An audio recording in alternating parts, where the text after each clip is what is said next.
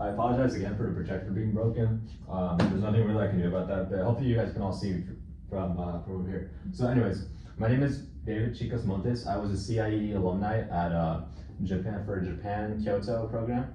I studied in Kyoto for about a month during the winter semester this January, and MoCan today has asked me to make a presentation about that and promoting CIE and the scholarship that let me go to this, the Benjamin E. Gilman Scholarship, to explain and persuade to you guys maybe why you guys should study abroad. Okay, so first of all, what is studying abroad? Anyone? Okay. So studying abroad is basically taking classes for college credit in a foreign country. So you basically get a balance of travel and study, which is, if that's something you're really into, this is gonna be really perfect for you. So you also can, studying abroad, it doesn't even have to be just like studying. You could also get work internships and a lot of credits and work for your internships. So there are a few programs you could do. So you could do this through SMC. So SMC did do a Japan program this winter. I did not go to that one. I went to the one with CIE, and they do transfer your credits over there, so, which is what they did for me. They sent me 3 credits over there for studying for the winter semester. But yeah, you can go through SMC, which is usually pretty cheap. You can go through AIFS, Go Abroad, IES. If you guys need, I will post these later today for you guys to see which website would be perfect for you, which program. So there's gonna be basically a portal that you'll open, which is you follow a step-by-step process to complete the application. Requirements include or are not limited to a 2.5 GPA, a passport, a visa, and official school transcripts. You're gonna need those. Those are important. So let's talk about the pros and cons. You guys, what do you guys think of like need pros and cons? You raise your hand? Oh, okay, sorry. I thought you were stretching. Okay, pros and cons. So pros. Studying abroad, in my opinion, is like a once in a lifetime opportunity that you will get. So I'd say if you guys are like, if that's the type of life you want to live, this is something you gotta do at least once. You make friends in a foreign country, in a foreign setting. You can create international connections, and that will boost your resume like heavily. So there's pros and cons on studying abroad, right? Disadvantages and advantages to everything we do. So, what's your name? Lucas. Okay, so Lucas, can you tell me maybe what's a pro? What do you think is a pro about studying abroad? I think one pro is that like you can meet people that you would never otherwise meet.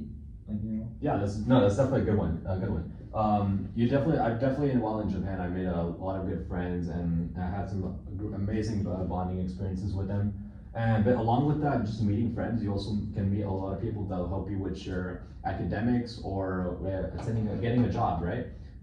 You boost your international connections, and that's really important for today's setting when we have a competitive edge in the international market that's growing today globally. Of course, you also get a once in a lifetime experience. If you guys love traveling, I don't see why you shouldn't do this. And of course, you get personal growth. You could learn a new language while studying there. You could make yourself a more social person. Definitely good personal growth is in this. So cons, I need to talk about them, but I would definitely say expensive. I won't say how much I paid, but I did pay a lot.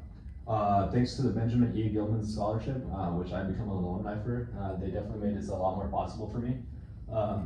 Even so, I would say definitely guys gotta get financial aid for this. You also might get homesickness. I was there for like what 3 weeks, and I was like 7 weeks. I was like, damn, I kind of miss home, right? Depending on that, just all depends on your program length. And then language barrier. You guys would probably need to learn the language of the country you're going if it's a foreign one. And last but not least, adjusting to their new life and culture shock. So you guys would definitely, like me, when I arrived in Japan, there was definitely a huge culture shock, which I'll be more happy to elaborate if you guys stay after this. So where to go? We got Europe. Europe is, I would say they're more for the business side, business, economics, humanities, arts. I think CIE, the program I attended with, they have some great programs for Italy, which was mostly humanities and the arts. So if you're into art history, Italy would be a great place for you to study abroad. Asia, we have more STEM-related fields, math, science. So if you're a STEM person, I would say Yonsei University in Korea. They have some great programs where you guys could actually study there.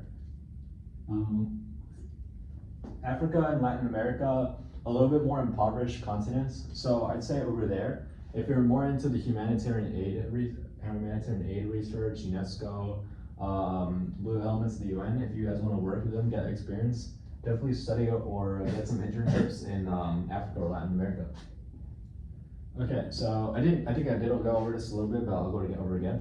Benjamin A. Gilman Scholarship, I would like to thank them again for letting me study in Japan. They sent me a good amount of money, which has helped me, and that's why I'm doing this presentation today. Critical Language Scholarship, depends if you want to study for, let's say, language. Let's say you want to go to France and study French over there. So let's say, yeah. My major is economics, so like what country would you recommend for that? So for economics, I would say definitely go to Europe. I'd say the UK has some very good programs in Birmingham or London for economics. There's anywhere in Europe though, I think. You might find some good programs in Asia, but I would recommend more the UK or France, any of those countries if you're interested. Lastly, AIFS, CIEE, the programs will give you scholarships for going with them. So they gave me a discount for my plane ticket to going to Japan. But of course, you guys need to always research first. It's most important. Now we have time for questions. So, any questions? Okay, perfect. Again, my name is David Chicas. I'll be outside if you guys have any questions. And thank you once again for listening to my presentation.